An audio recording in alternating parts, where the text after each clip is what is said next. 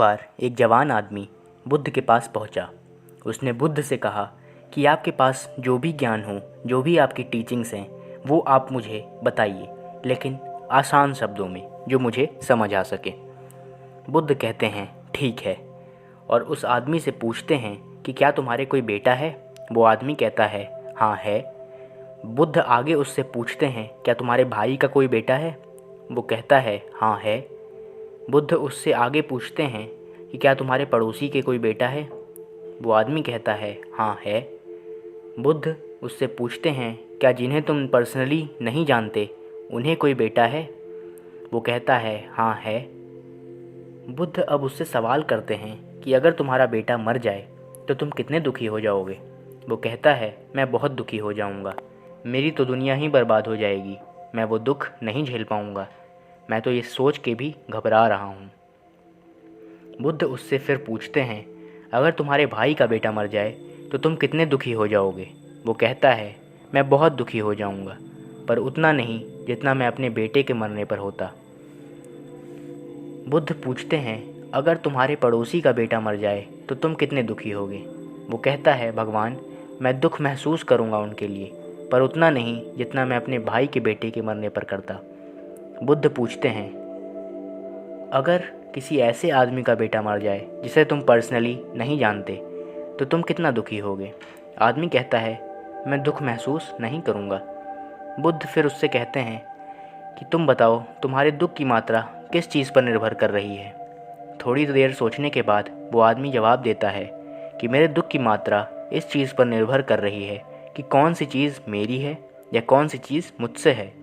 बुद्ध कहते हैं बहुत अच्छे, और उससे पूछते हैं कि जब तुम अपने बेटे को समुद्र के किनारे ले जाते हो तो क्या वो बालू से खेलता है?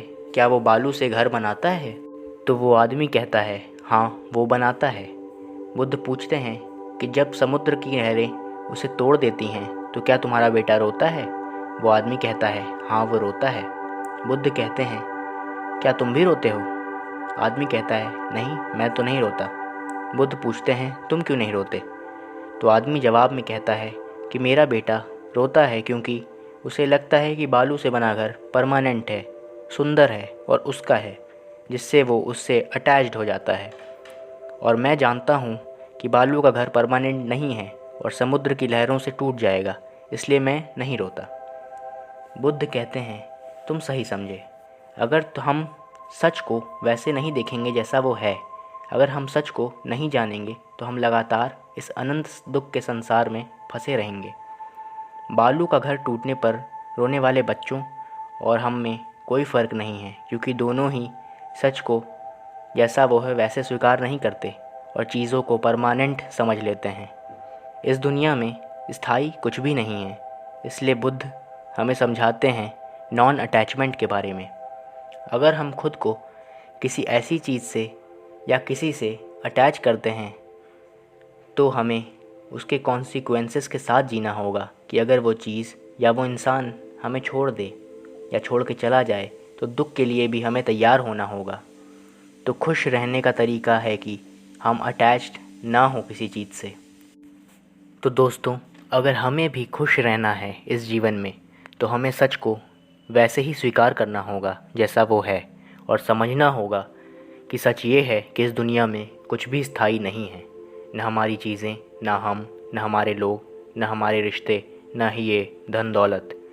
इसलिए हमें अपना जीवन जितना है, जो भी है, आनंद से जीना होगा, साथ में जीना होगा, बिना किसी चीज़ से अटैच हुए सच को स्वीकार करते रहना होगा, तभी हम इस संसार के दुखों से मुक्त हो पाएंगे। वीडियो अगर अच्छा लगा हो तो चैनल को सब्सक्राइब ज़रूर कर लें, वीडियो को ज़्यादा से ज़्यादा शेयर करें और लाइक करें। धन्यवाद।